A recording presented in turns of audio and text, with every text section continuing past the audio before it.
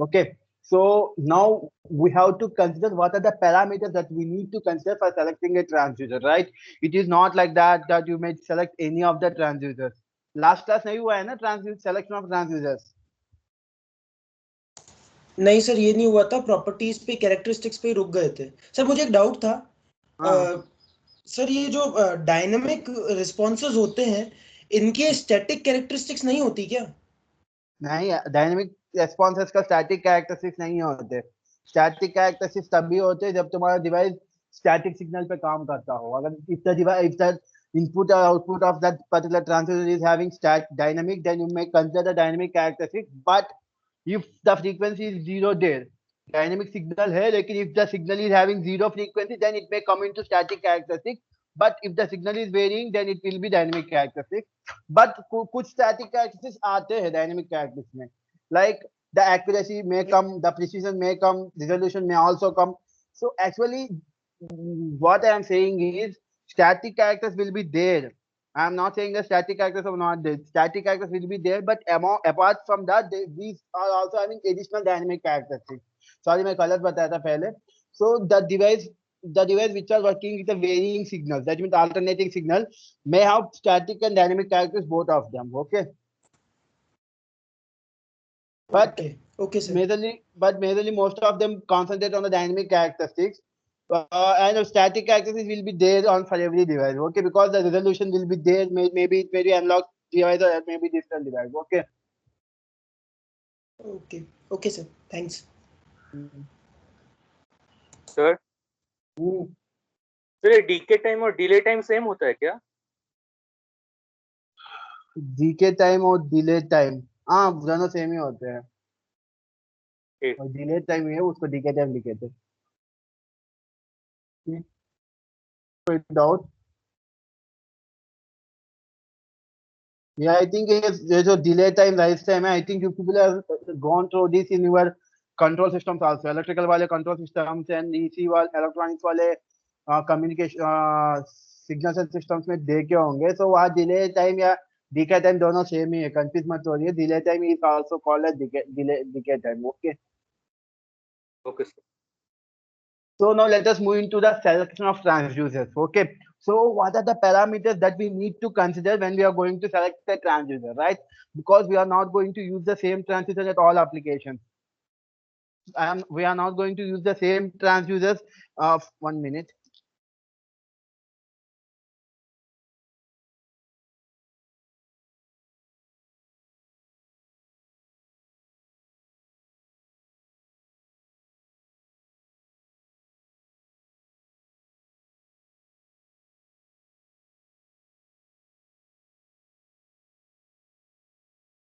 So now, sorry for interference. Okay. Now what we need to do, we have to select the transducers, right? Because we are not able to use the same transducers at all conditions, right? If you are using any particular transducer for a particular application, first you need to have some parameters. You have to consider some parameters. Then only you will go for the selection of the transducer, right? So the first thing that you consider whenever you are going to select the transducer is the range. Okay. That means you will consider the range.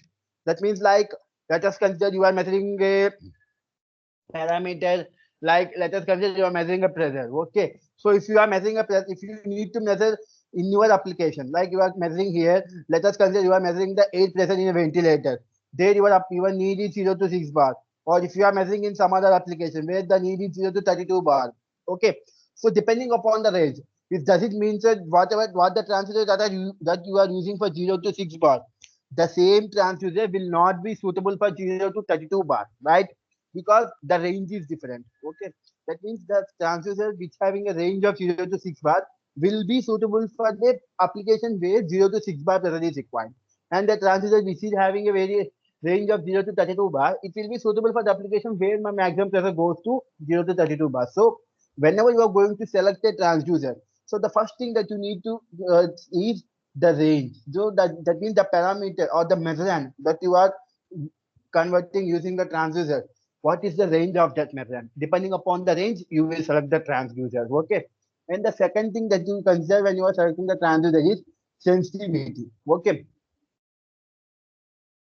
That means what if you are like whenever you are going to select the transducer, let us consider I am going to measure the temperature. Let us consider I am measuring a body temperature, right? So in my application, I need to have small variation. That means if there is a zero point 0.1 degree centigrade variation, then that should be converted into electrical form and then it should be displayed on my device. If my application needs more sensitivity, that means 0.01 degree centigrade. So for that we will choose another transistor, right? Because if we choose a transistor which is having a sensitivity of 0.1 degree centigrade, it will not measure the variation of 0.01 degree centigrade. Because like if it measures one, the next reading that it can have is 1.1, 1.2. And that means it is not suitable for the application where we need 0.01 degree centigrade. Okay. So depending upon the sensitivity that you need, you will choose the type of transistor is required. Okay. And the next parameter, the third parameter that you consider while selecting the transistor is electrical output. Okay. That means we know that in instrumentation, the transducers, whatever we are going to use, that will the method and the input may be different types, but the output will be electrical output, right? In measuring, that means in biomedical instrumentation, whatever transducer you are taking, okay, the input of the transducer may vary. It may be pressure, it may be temperature, it may be something else, but the output will be electrical itself, right? Because we are using the transducer for our digital systems. So what happens with the transducer is, so my output, the transducer is giving an electrical signal as my output, right? So, but we have to choose that. Like, let us consider, uh, let us consider we are having input and we are getting the output, right? So my output should have a proper impedance, okay, so that it can transfer maximum power to my device, okay.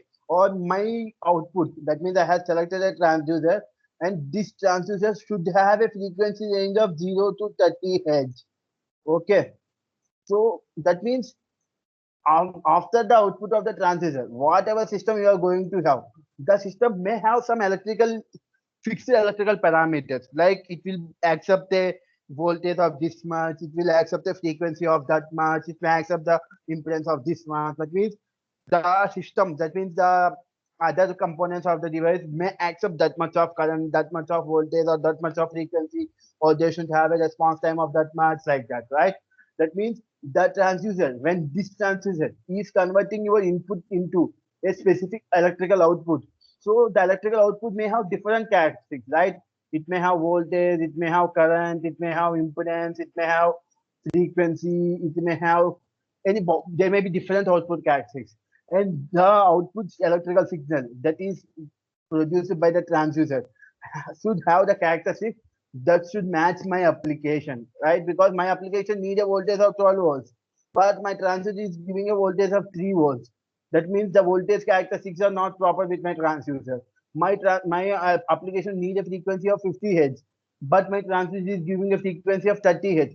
So, though it is giving the electrical signal, but the characteristic, that means the electrical output having a characteristic, and that characteristic is not matching my application, then there is no use of using the transistor, right? That means the third parameter that you are having here explains you that so your transducer satisfies partially your parameters or application, but the output characteristics of the transducer should match your specific application, right? So that means electrical characteristics should match your specific 1 minute, 1 minute, 1 minute.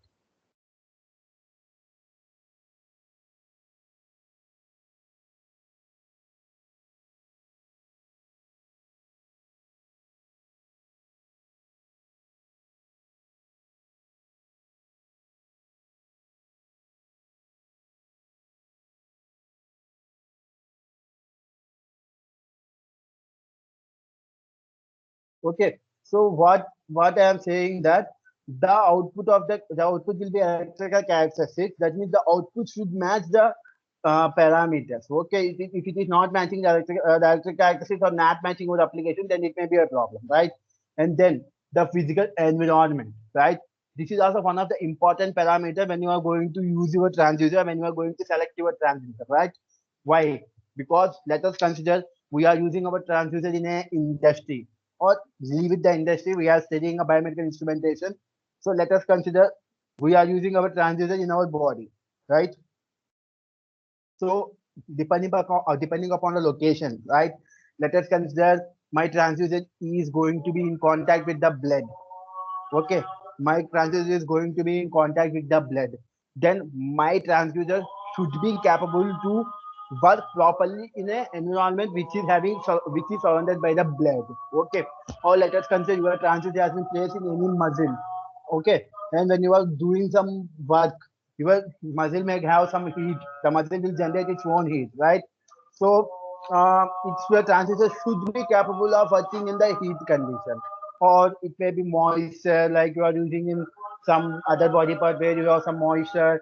Okay, so the transducer should have the proper way of working in a, that means it should have withstand the environment conditions, right?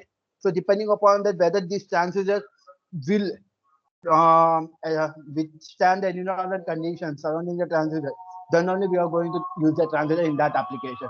The two majorly when you are using the transducer in medical applications, that means whenever you are using the transducer in instrumentation applications, this parameter will play a very important role, right? And then coming on to the next parameter, that is RS. Okay, this is also one of the important selection parameters that we select whenever you are using a transducer in your biomedical instrumentation. Okay, why? Because as we all know that the medical instruments should be accurate, right? Because accuracy plays a very important role in your medical instrumentation. So if you are choosing a such a transducer which is having errors more, okay, which is having a more number of more errors, then it will not going to have a good accuracy, right? Then depending upon that measurement that is made by the device which is having a transducer that having more errors, that device is not at all useful for the medical practitioner, right? So whenever you are choosing a transducer in your biomedical instrumentation, to choose such a transducer which have errors less, okay, or the errors may be controllable. That means some of the transducer will be in such a way that if you change some parameters, then the output error of that particular transducer may get reduced, or that particular transducer may be calibrated. Then you can use those transducers. Otherwise, if the transducer is not able to calibrate it, or if the error not be controllable there, then there is no use of using such a transducer in your medical instrumentation. Okay. So these are the various parameters. Okay. That means let me repeat again. Okay. The first parameter that we choose when we are going to select a transducer is the range, right?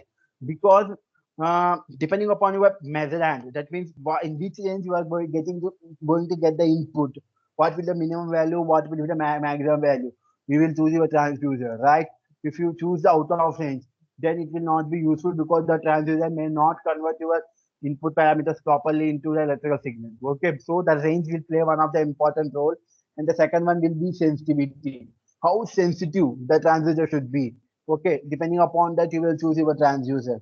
And the third parameter will be electrical output characteristics. Because we know that whatever the transducer that you are going to use in this application, those transducers will convert other physical quantity into electrical signal, right?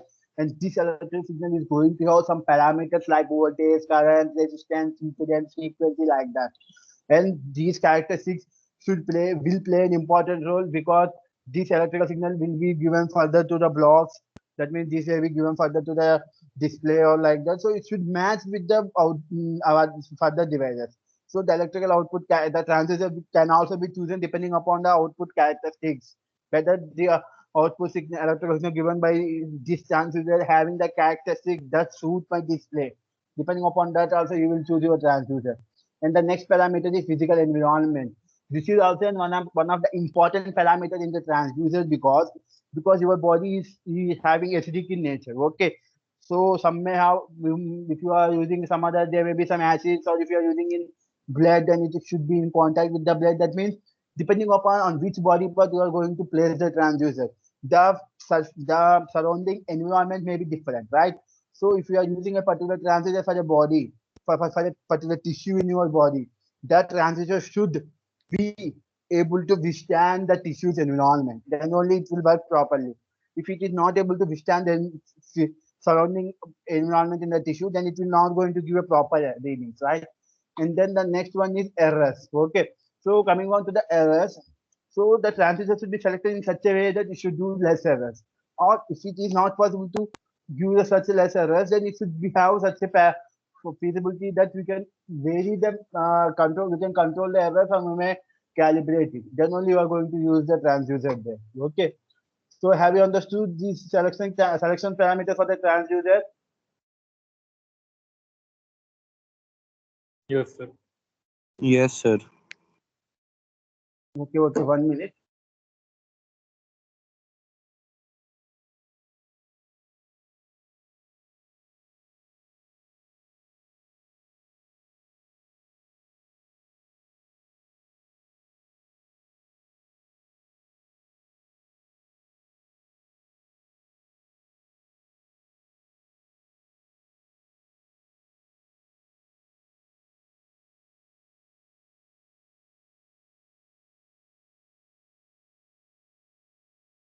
Hello. I'm here. What happened? Do you have any doubt? What happened, Ranjit? Nothing, sir. Nothing, sir. Okay. So coming on to the errors, how we can reduce the errors? Though normally we know that the first thing that we use to reduce the errors is calibration, right?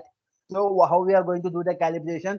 We are going to get the readings of our particular instrument, or when we were discussing the transducer, it was considered we are going to uh, get our transducer readings and we are going to compare it with a standard transducer and we are going to add some correction factor, right?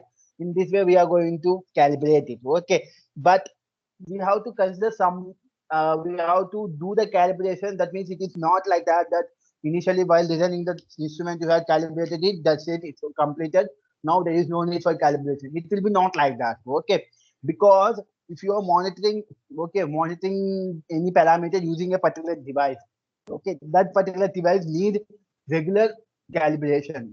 Why? Because let us consider we are having a particular device and I am using it since 1 year. Okay. Or let us consider some of the devices may work in such a way that it may have some reading in the uh, summer and it may work something like in winter because the surrounding environment may also play an important role. So depending upon the surrounding environment, you have to regularly monitor your reading, and depending upon that if you observe that any deviation is happening, okay, uh, because of the surrounding environment, then you need to again recalibrate it. Okay, because the transducer errors may come because of the surrounding environment, and sometimes you are not able to control the surrounding environment, right? So at that time what you will do, you will calibrate, you will change your calibration, you will do again the calibration and you will again change your correction factors so that it will get suited with the surrounding environment. So the for reducing the errors, the transducer needs a calibration, and this is not, this doesn't mean that you have to calibrate it once. It may have sometimes required that you have to calibrate it. That means you have to monitor it regularly, and if you observe any deviations, then sometimes it may require to have the required to have calibration again. Okay, so these are the calibration and selection of transducers and errors. Now coming on to the first one. Okay, so can anyone say what is this?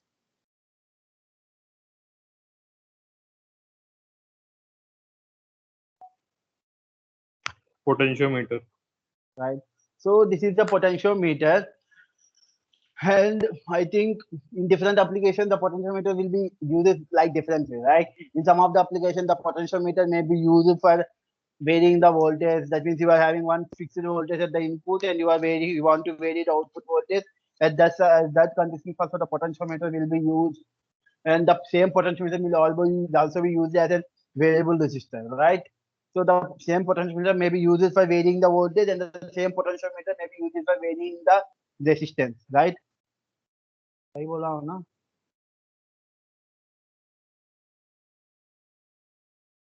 Yes, sir. So, but as we are discussing the transducers, so I will use the same potentiometer as a transducer also. Okay. So now I am using this potentiometer as a transducer. Okay. How I am using this potentiometer as a transducer? I need to convert my displacement into electrical voltage. Okay. So I am having my displacement. Okay. It may be my linear displacement or it may be my rotational displacement. Okay. It may be my linear or it may be my rotational. Okay. Both of them are potentiometers. Okay. Both are having the resistance. Okay. It may be my linear displacement or it may be my rotational displacement. What I need in my application is I need to convert the displacement into an electrical voltage so that I can further process it and then display it on a device or display. Okay. So what I need to convert that displacement into an voltage. Okay. So the basic device that we use for converting the displacement into an voltage is the potentiometer. Okay. So how we are doing that? Okay. So those who are from electrical and electronic background, they know this potentiometer very well. But I am again starting from the basic because one to two people are from mechanical, and I not sure that they know this or they don't know this. But it's my responsibility to start from the zero level, right? So let us discuss this. So this is my potentiometers.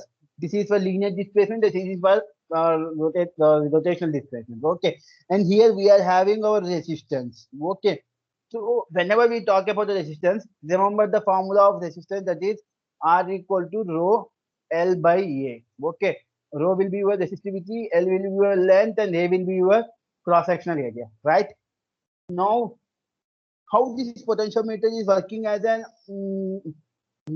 transducer here, right? So what I had done, my resistor is having two terminals, right? One terminal will be A, and other. I'm just talking about this arrangement. Okay, this is my resistance. Okay, so one terminal will be A, and other terminal will be B. But what I had done additionally is I had used that other variable terminal here. Okay, what this terminal do? This will move across this resistance. Okay, so it will move across this resistance. So now what happens? So let us consider I have connected a battery here.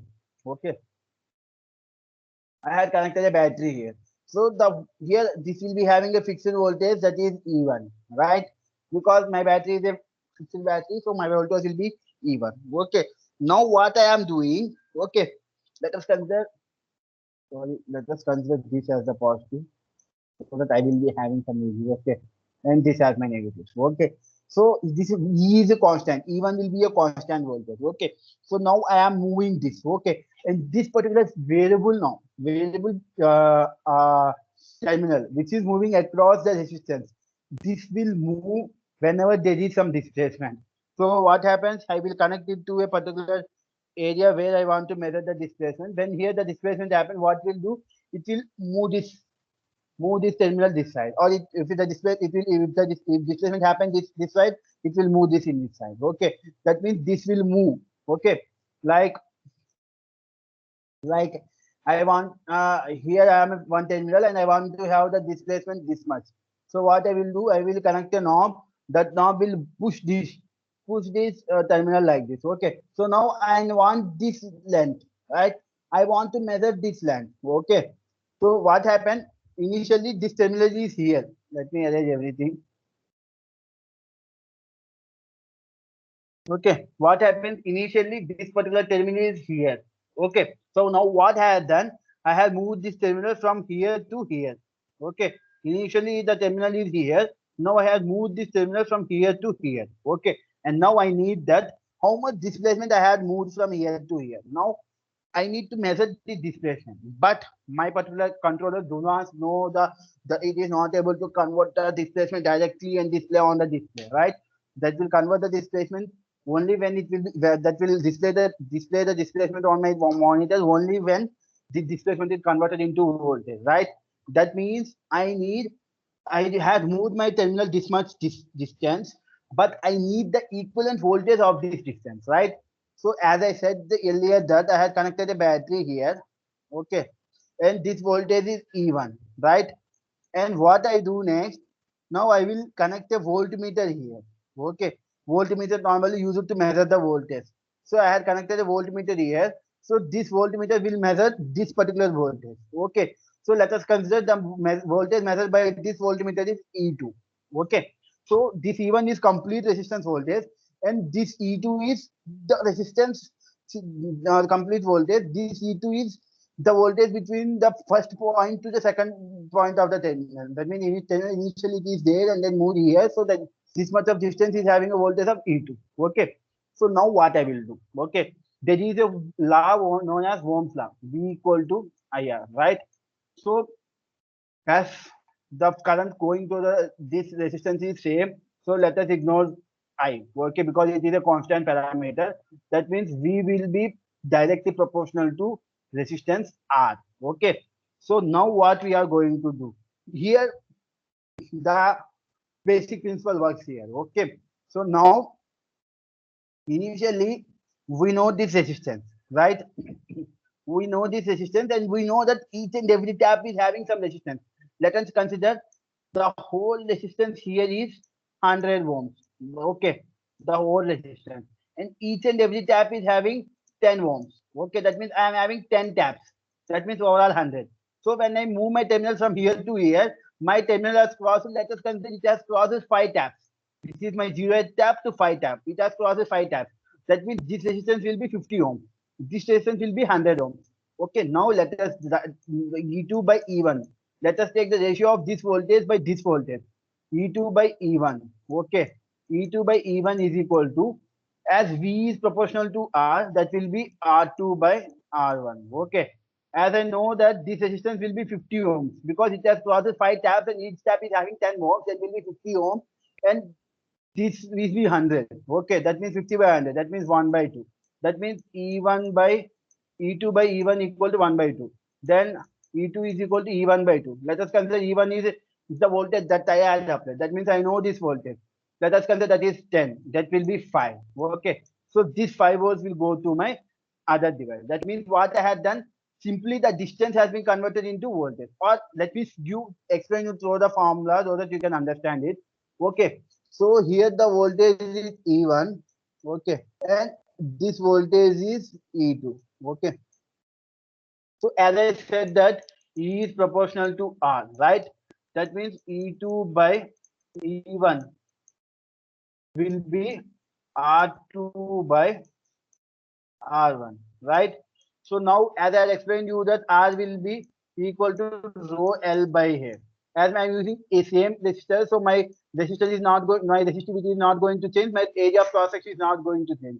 That means R will be proportional to length. So initially the E1 is having this much of resistance and E2 is having this much of resistance, right? That means this will be L1 and this length will be L2. So what happens? E2 by E1 is equal to L2 by L1. That means you can clearly see here my length has been converted into voltage here. The L1 will be the complete length of the resistance, L2 will be the length of this much. Okay, so as first I had converted my voltage into resistance form, so voltage will be proportional to the resistance. That's why E2 by E1 equal to R2 by R1. And then again I had converted the R2 R1 into length form. That means L2 by L1. Okay, that means E2 by E1 equal to L2 by L1. Okay, so you can clearly see here that the length is proportional to voltage. That means how much length you are going to move, that much voltage you are going to get here. And then this will be easily controlled in my controller, right? So समझ में आया आपको potentiometer कैसे काम कर रहा है?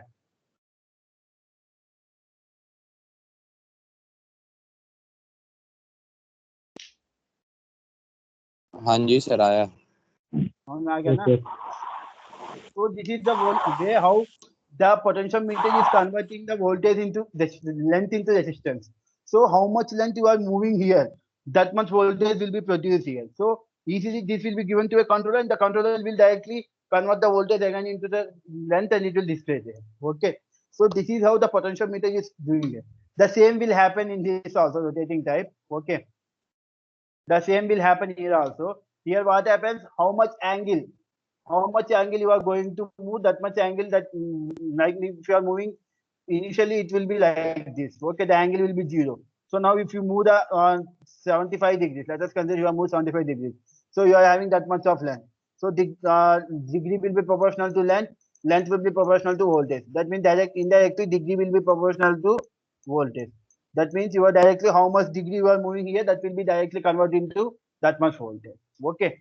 So the same phenomenon, but here the length of the resistance will be the degree here. Okay. तो समझ में आया?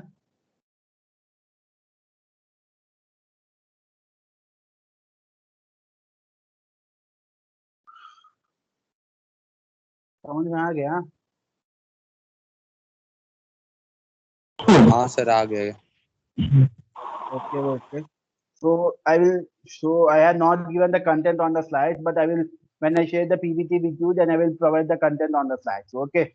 So though I will share the content there. Okay. So do you know what is this?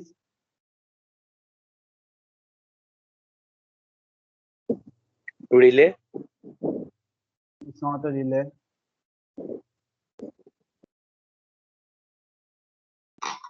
Okay, I will show you the name. I will show you the name. 1 minute. I will show you the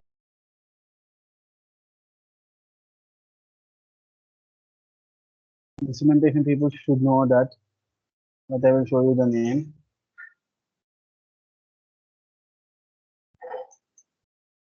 Are you able to see the name here?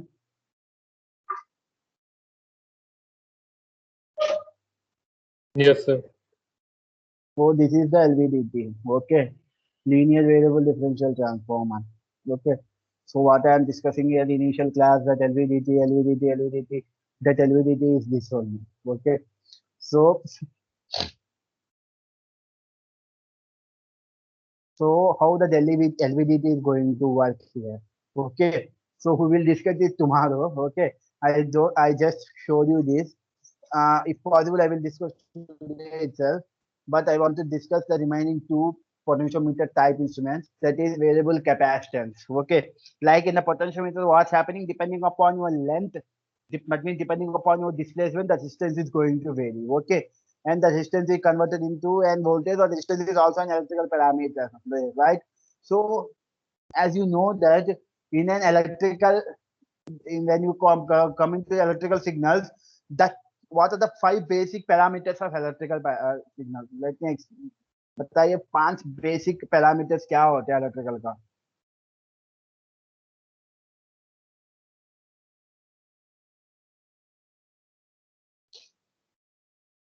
कोई एक बताइए what are the 5 basic parameters of electrical signal?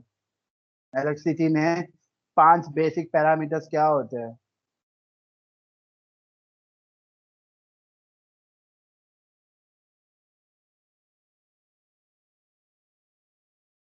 तो कोई तो बताओ.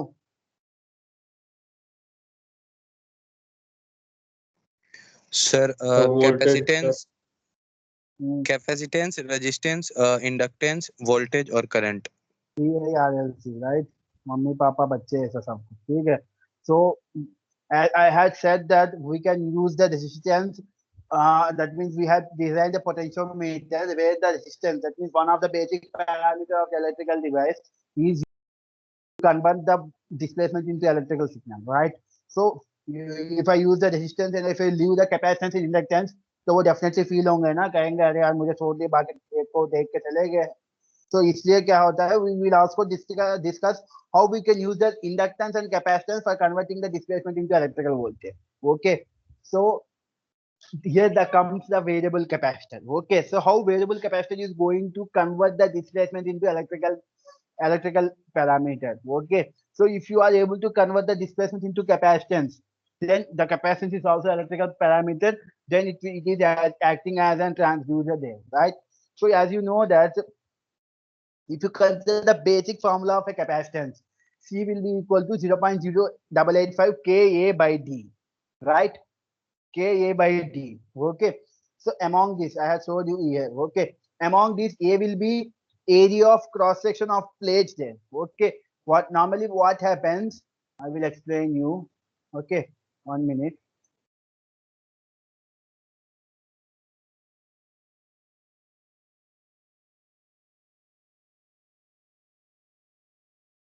So I will draw on this slide itself. Okay. So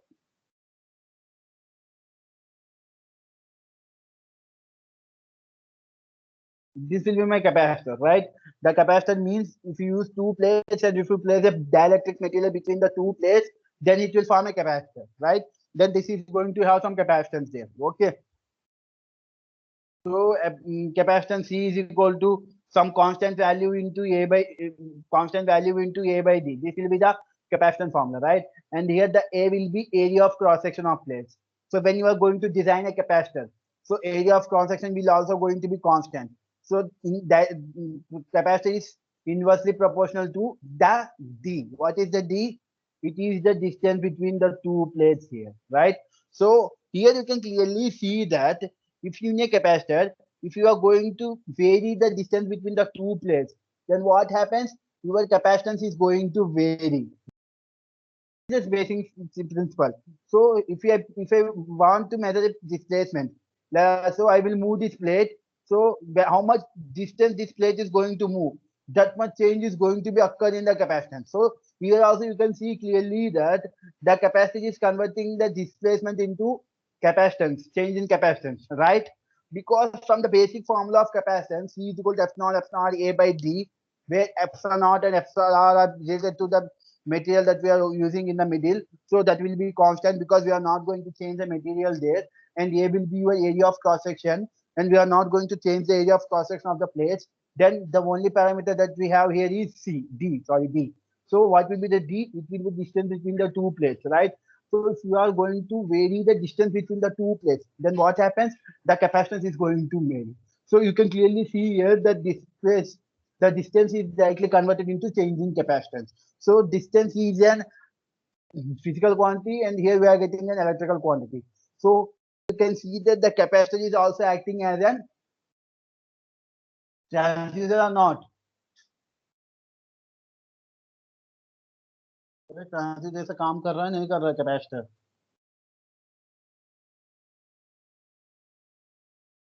Yes, sir. Yes, sir. So you can see here, because if I vary the distance between the two plates of the capacitor, then the capacitance is going to vary. So distance will be inversely proportional to by capacitance. So it is also working as an basic transducer. Okay. So I had used the resistor for converting my displacement into electrical parameter. I have used the capacitor for converting my displacement into electrical parameter. So I need to use also inductor. Okay. So how the inductance is going to vary. Okay. So I will show you the formula again. Okay.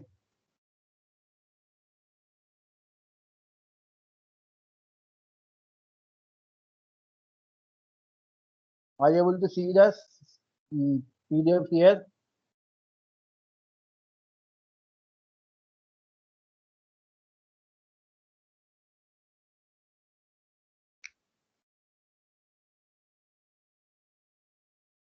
Here.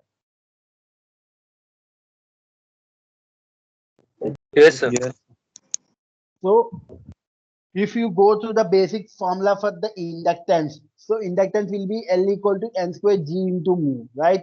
G will be some geometrical form factor, that means N square A by L, whatever that is a 4 pi into 10 to the power minus 7. That all will be considered as a geometric parameter. Remove that. Okay. So you can call it as L equal to N square G into U, right?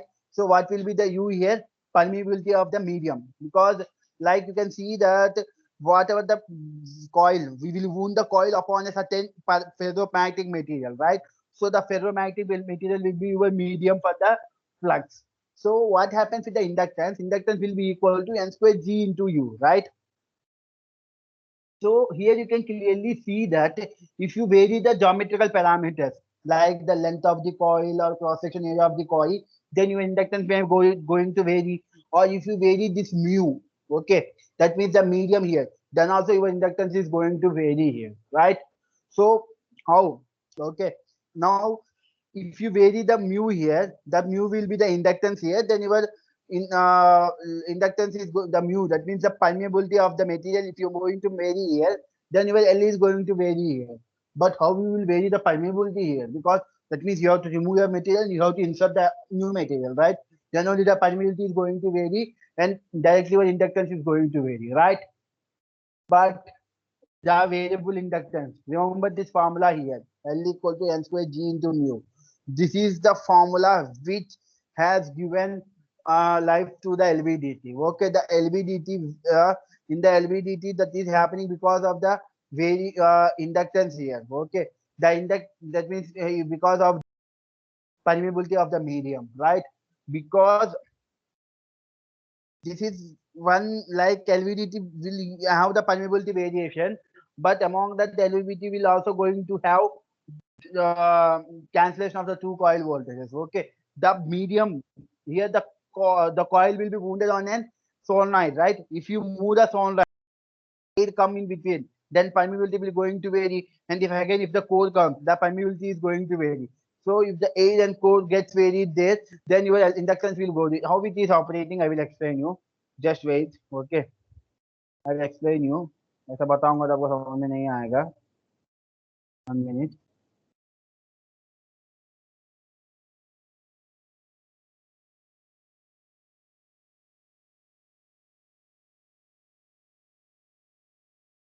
One minute.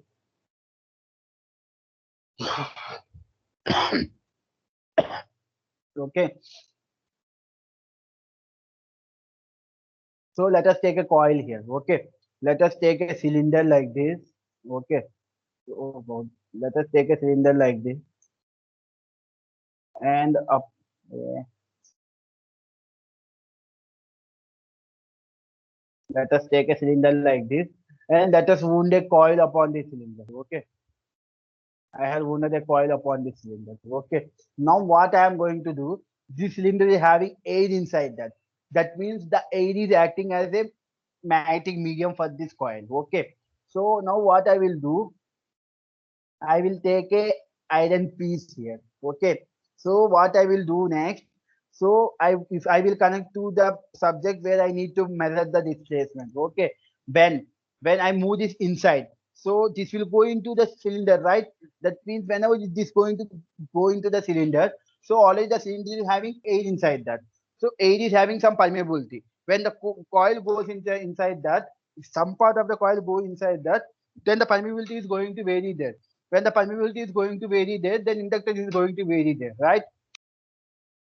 Will happen because of this displacement, because this displacement has pushed the coil inside the has pushed the iron piece inside the coil, right? When the iron piece goes inside the coil, then the permeability, then the inductance is varies, right? So you can clearly see here, because of the displacement of coil, the inductance varies. So here inductance, the displacement has been directly converted into inductance or not, because if the piece is outside the coil, then the coil is having air as a medium, so it is having some permeability and some other inductance. When you give the displacement upon the iron piece, when this iron piece moves inside the coil, so because of the iron piece, the inductance will get varied. So this inductance varies because of the iron piece, and the iron piece has come because of displacement. So here the displacement is directly varying my inductance. So you can see here, because of the displacement, my inductance has varied. That means the displacement has been converted into inductance or not. It is converted into inductance. So you can clearly see here displacement has been converted into electrical parameters. So here the inductance is also acting as a basic instrument for converting the displacement into electrical voltage here. Okay. तो समझ में आया कैसे हम induct permeability vary कर रहे हैं. We are just making a induct coil, making iron piece go inside the coil and come out of inside the coil, and the going inside and coming outside will be the displacement. So because of the displacement, the inductance is varying as the permeability is varying inside. So समझ में आया यहाँ? आया sir. Okay, so this Yes. is how the three basic parameters of your electrical instrument. That means the resistor, the inductor, and the capacitor can able to convert the displacement into electrical quantity. If you successfully convert the displacement into resistance or inductance or capacitor, then also you can consider it as an transducer, because it is converting the displacement, which is a mechanical parameter, into an resistance, inductance, and capacitance, which is an electrical parameter. So the three basic instruments, these three basic parameters can be used as a transducers here. Okay, तो यहाँ तक समझ में आया? Yes sir. So we Yes, will sir. discuss this LVDT in the next class. Okay. Actually, आज मैं आपका class भी थोड़ा कम लिया हूँ. I had taken your class